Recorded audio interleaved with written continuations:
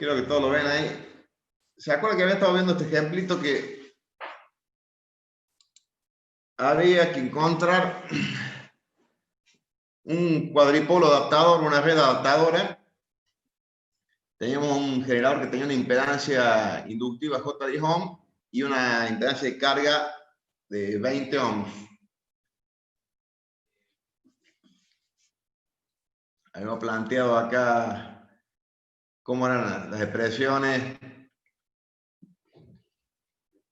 O sea, teníamos que conseguir que la impedancia de entrada de este cuadripolo sea la conjugada de esta. Y a su vez, cuando yo me parara acá del lado de la carga, tenía que ver 20 ohms, porque es resistiva pura, ¿se acuerdan? Sí, profe. Bien.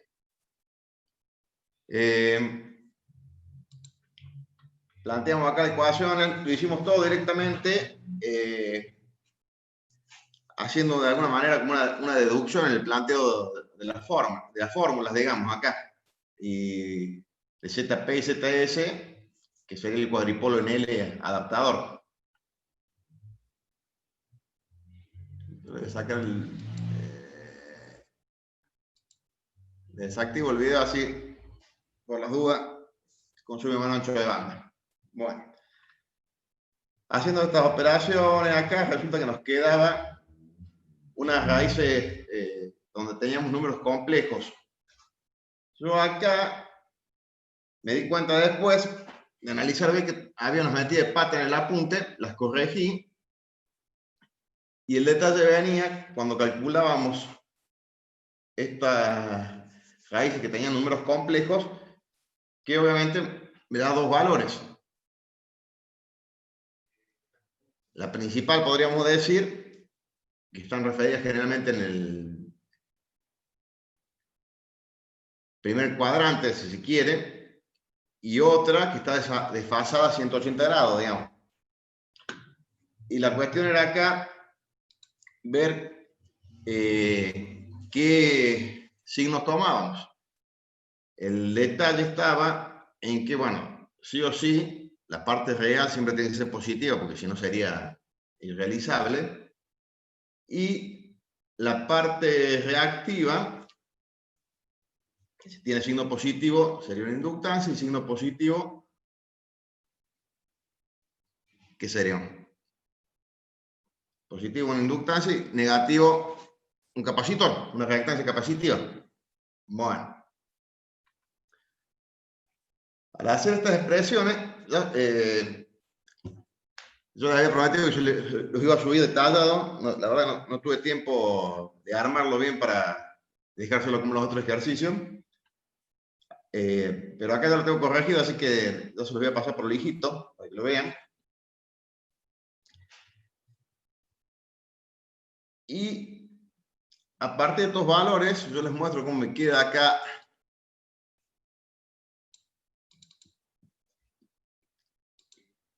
Quiero que se vea bien ahí el PSpice. Yo lo que hacía acá era suponer que esta adaptación era para la frecuencia de 1 kHz. Entonces, a partir de eso puedo encontrar los valores de los componentes, los reactivos.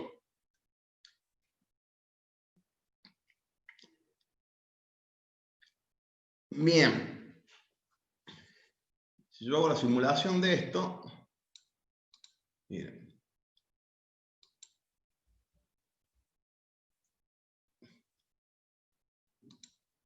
Les puedo mostrar cómo quedan.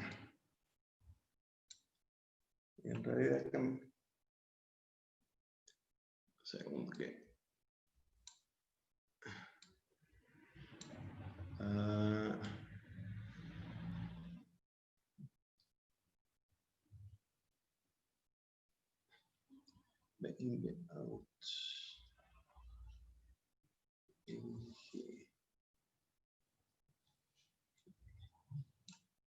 Saco acá BIN.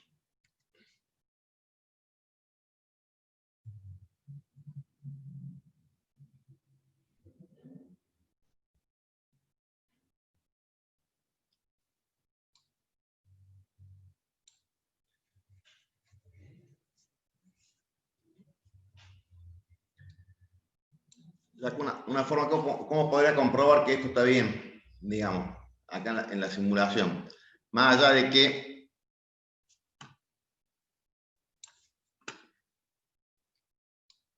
un segundo acá, tac, tac.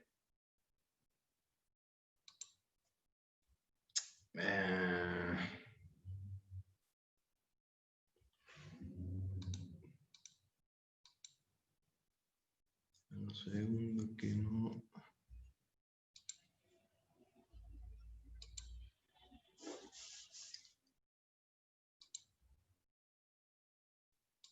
¿Por qué no lo veo el chat ahora? A ver, don Cabina. No.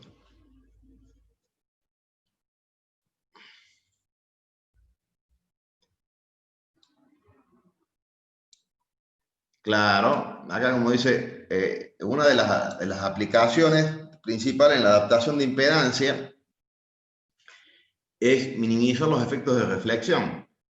Por eso, por ejemplo, no sé si ustedes ya manejan algo en la parte, a nivel físico de comunicación, en la parte de los protocolos, por ejemplo, físico, el 485, 422, RS232.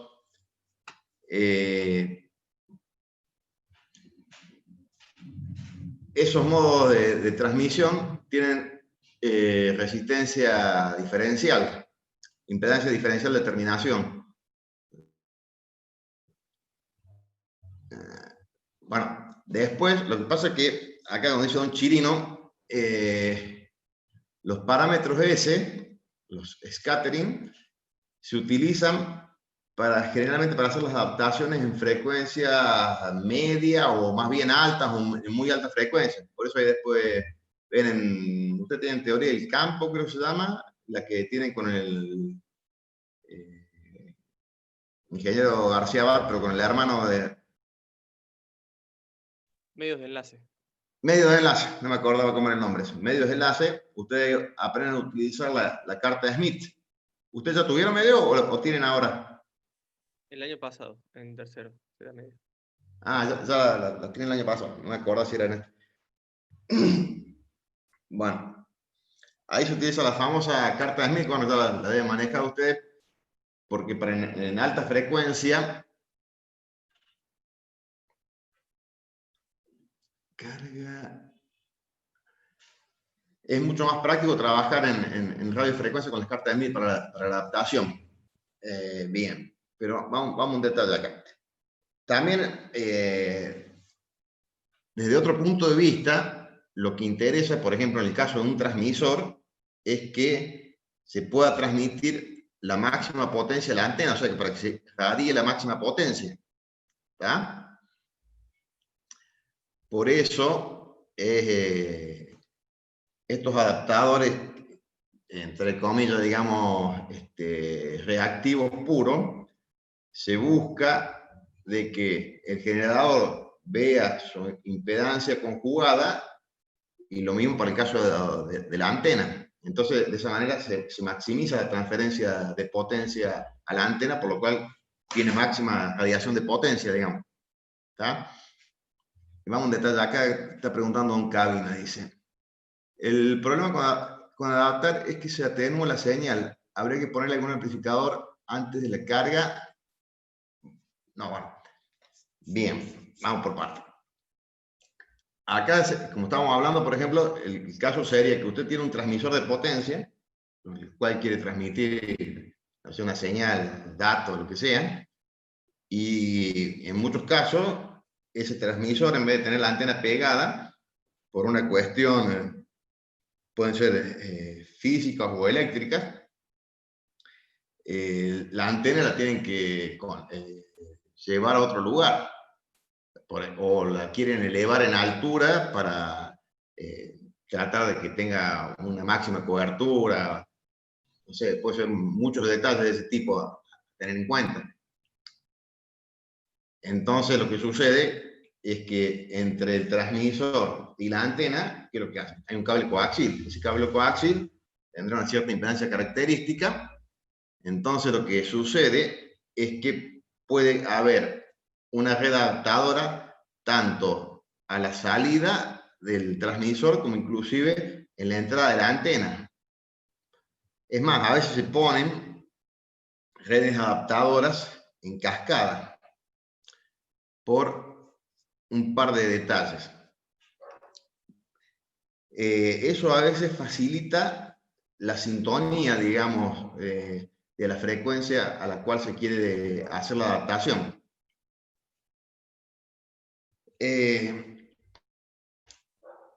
Ustedes piensen de que a esto que estamos viendo acá, que sería de alguna manera teórico o ideal más bien, si se utiliza una red que es puramente reactiva, con elementos reactivos ideales, estos supuestamente no deberían tener pérdida, pero ustedes saben ya cómo es la constitución interna de los dispositivos electrónicos, que bueno, en un inductor, la primera pérdida que tienen es que la conducción del inductor no es cero, digamos, tiene una resistencia, el devanado del inductor, más pérdidas que son en función de la frecuencia, no es lo mismo que si un inductor de aire, que es un inductor con algún núcleo de material ferromagnético, capacidades parásitas entre las espiras.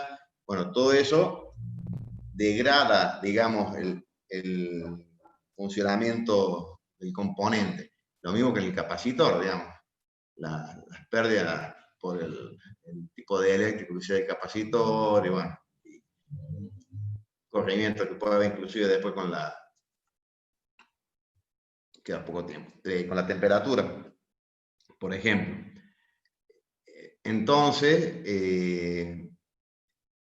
hay que hacer pequeños ajustes o calibraciones en general con estas redes que se ponen para hacer la adaptación. Y obviamente también no es lo mismo que sea un transmisor de baja potencia con algunos milivatios, 1 vatio, más o menos por decir un número, que sea de alta potencia. Imagínense que tiene que estar transmitiendo 10, 20 vatios, 50 vatios para transmitir la antena. Ahí también tiene que tener en cuenta las corrientes y tensiones que tienen que manejar esos elementos reactivos que están haciendo la adaptación. ¿Ah? No así, por ejemplo, si lo vemos desde el punto de vista en la adaptación de las señales, por ejemplo, en un sistema de comunicaciones, por decir algo, un sistema RS485, y se ponen las resistencias terminadas, ahí sí puede ser necesario, como dice ahí Don Cabina, de poner algún tipo de repetidor, que sería como poner un amplificador como que me restaure los niveles de señales, porque si yo tengo un sistema distribuido con cables muy largos, seguramente efectos propios de las pérdidas que tengo en esos conductores va a hacer que haya atenuación en la señal, hasta que puede llegar a cierto valor que del otro lado, digamos, del receptor, no pueda distinguir esos niveles de señal para poder decodificarlo. Entonces, como le digo, por ejemplo, en un RS485, 422, ese tipo de protocolos a nivel físico, se ponen tipos repetidores, digamos, que básicamente que es un amplificador, digamos, que vuelve a restaurar los niveles de señal necesarios para poder tener más alcance. ¿Ah?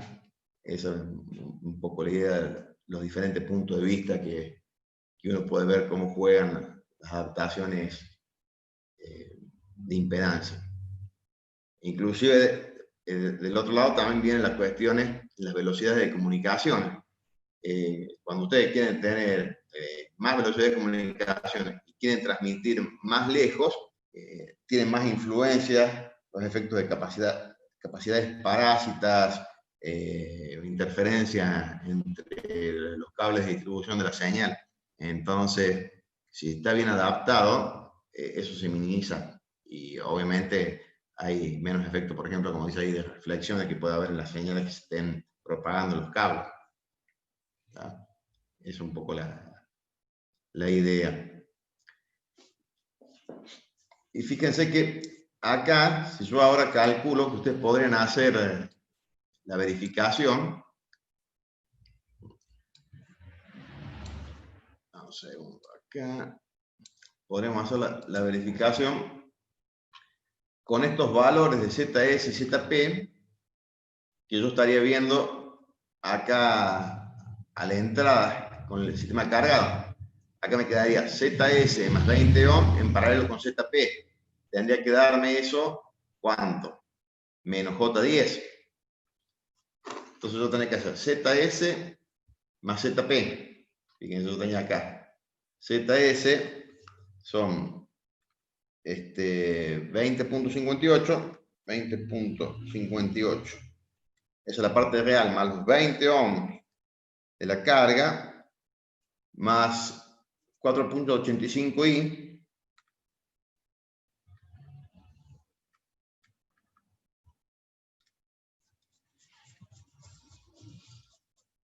A eso lo tengo que hacer el paralelo con ZP. O sea, multiplicarlo por ZP y dividirlo por la suma.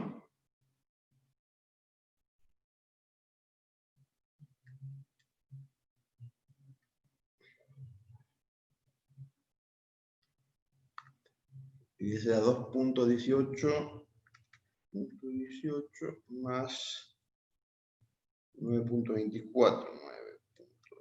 9.24 y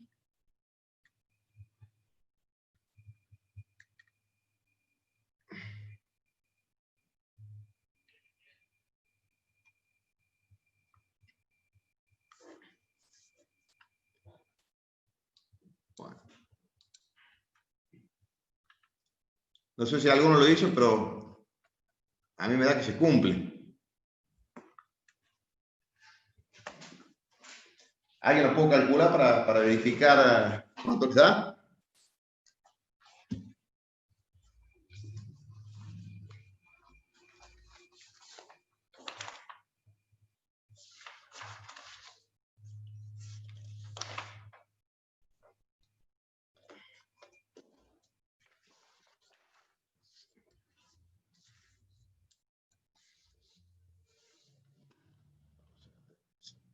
Tengo Z.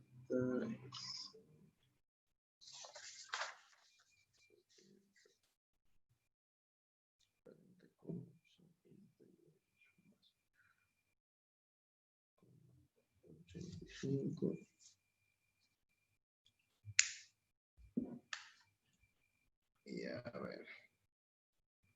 Punto.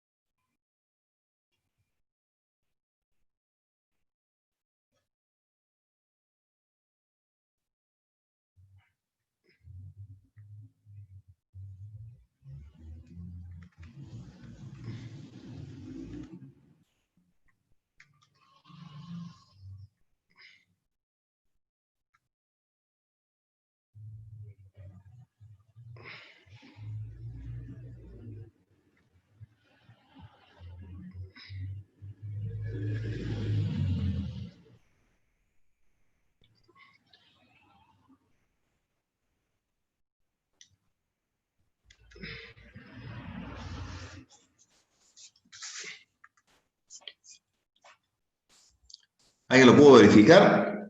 ¿Le sale con esos valores?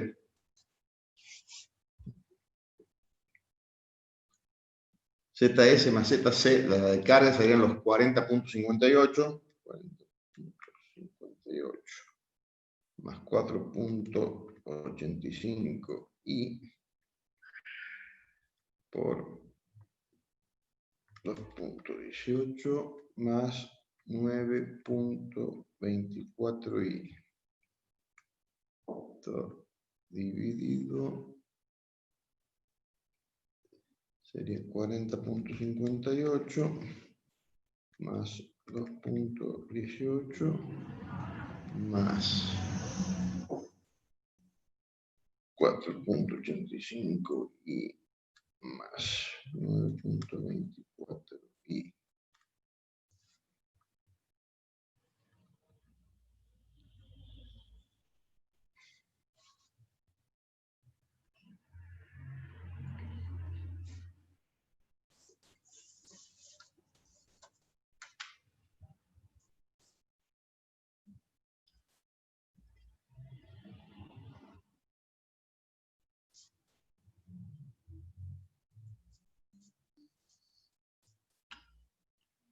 Bueno, ahí nos reconectamos.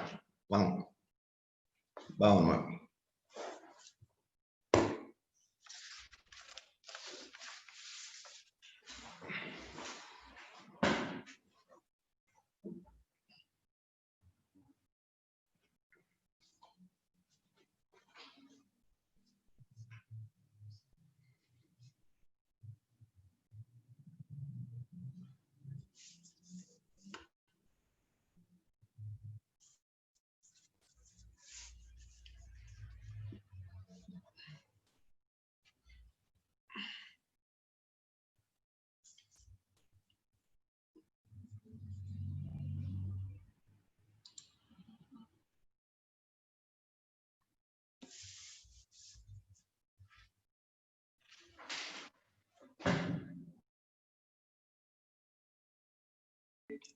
En el teórico con García, vieron para utilizar los cuadripolos en L que sean puramente reactivos para la adaptación de impedancia.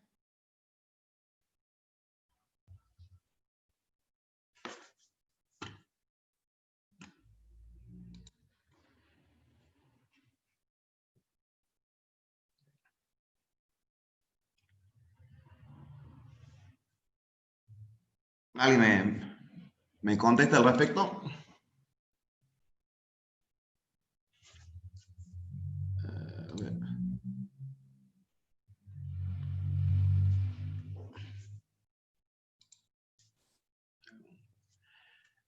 Bueno. Y utilizaban las formulitas que son en función de la resistencia de carga y la resistencia de impedancia del generador, nada más, ¿no es cierto?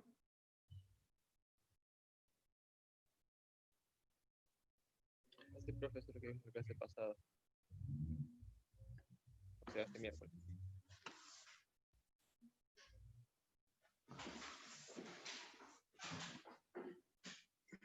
Bien. No sé qué usaron, déjenme un segundo acá.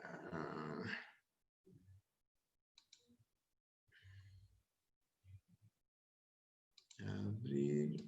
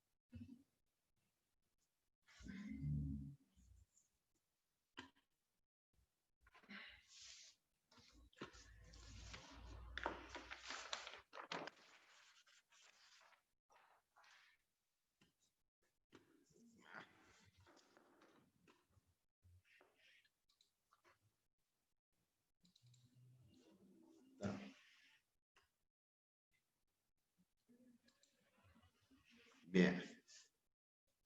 Y ustedes vieron el caso, lo mismo que cuando hacían la adaptación simplemente con una red L resistiva, que de acuerdo a cómo está la L, para este caso se supone que la impedancia de carga es más chica que la del generador. ¿Ya? Y ustedes, al plantear acá que se supone que para este lado, ustedes tienen que ver que acá la reactancia X3 en paralelo con RI2 más RX2 tendría que ser RI1. Y al revés, digamos, cuando ustedes ponen el lado de la carga, la reactancia X2 más el paralelo esta sería la impedancia del generador con X3, tendría que ser RI2. ¿Ya? Y aplicando eso, llegaban a estas formulitas que están acá, para calcular el valor de X2 y X3.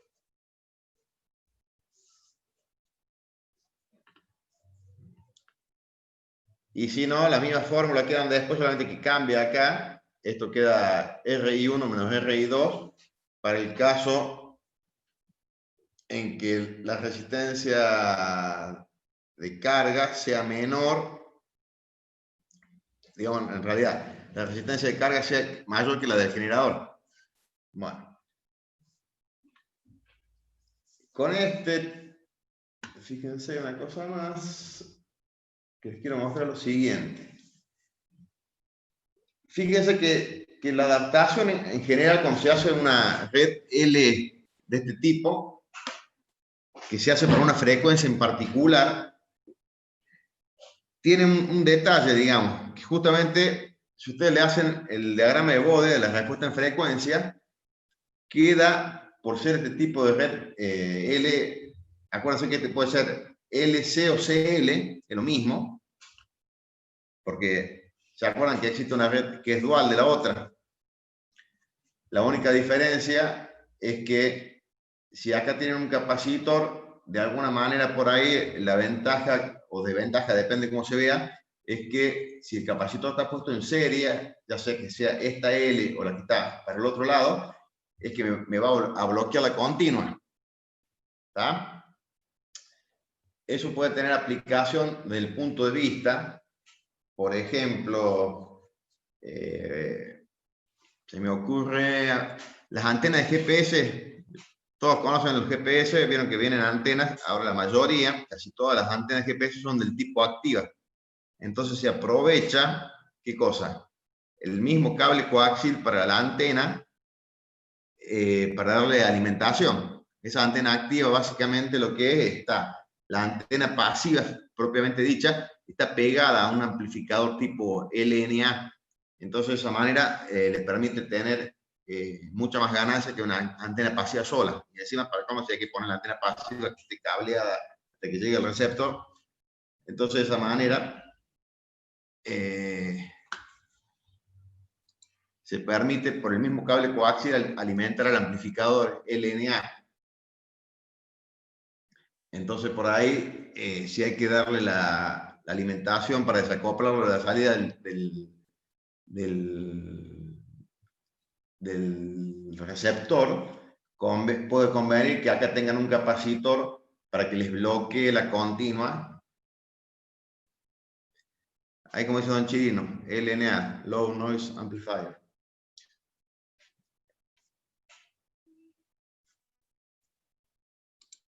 Un segundo acá. Esa misma técnica, profe, también se usa en los discos parabólicos de recepción de televisión satelital, ¿verdad? En receptores, sí. También generalmente las antenas parabólicas, el DNA está pegado ahí en el foco prácticamente de la antena receptora. De esa manera se minimiza la cadena de ruido. Sí, justamente eso lo estamos viendo hace unos meses en comunicación. Ajá. Bien. 17. Miren una cosita, 17. Yo quería mostrarle algo. Esto quiero mostrarle. A ver. Fíjense este gráfico.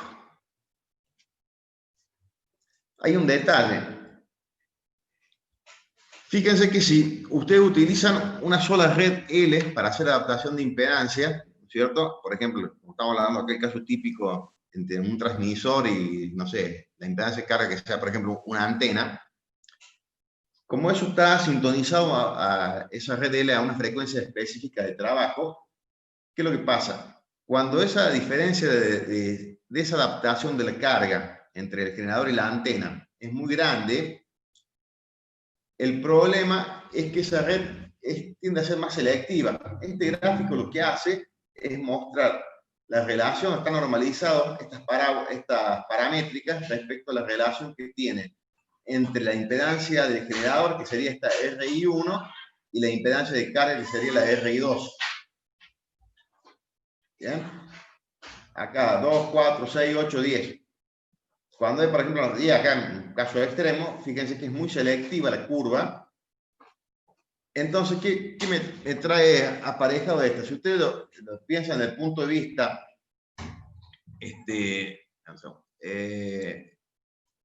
ahora, por ejemplo, la técnica de transmisión, por ejemplo, modulación en split spectrum, o generalmente ustedes tienen una frecuencia portadora y tienen varios canales alrededor de esa frecuencia portadora que están corridos, ¿no es cierto?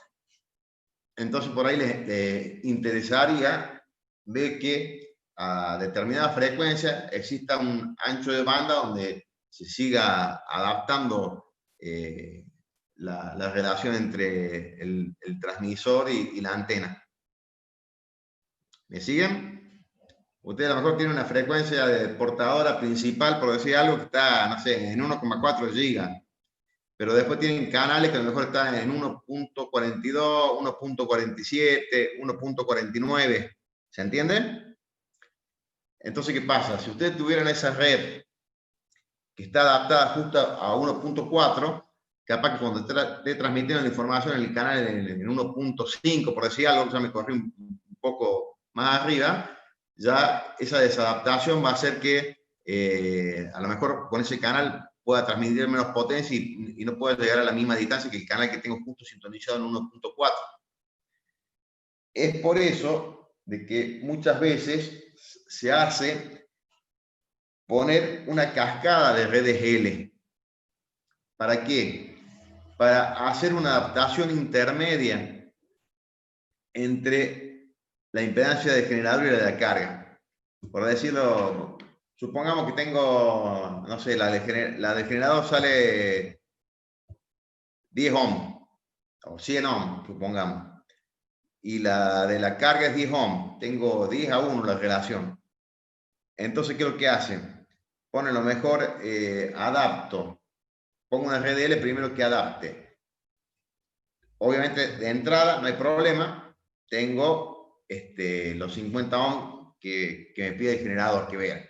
Pero a la salida de ese RDL, en vez de tener los 10 ohms de la carga, tengo, por ejemplo, a lo mejor, no sé, 25 ohms. Y conecto otra RDL que tenga de impedancia 25 ohms, pero de salida tenga los 10 ohms que necesito. Pongo 3 o 4 y los voy escaleando a la adaptación de impedancia. ¿Me siguen? Entonces, de esa manera, fíjense acá la relación de N2 que tengo entre la de carga y la de generador, me daría como un ancho de banda de adaptación bastante más amplio. ¿Me cachan la idea? ¿Cómo viene la mano? Sí, profe. Bien. Bueno, no se conecta don García Abad todavía. Creo que se iba a conectar para charlar con ustedes unos minutitos. Déjenme participantes.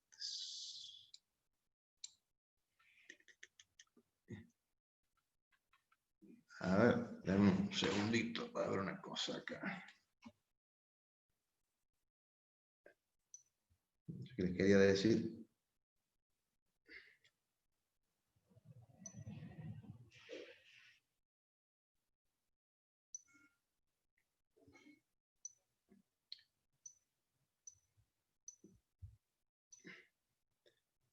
A ver, un segundo. Estoy con ustedes.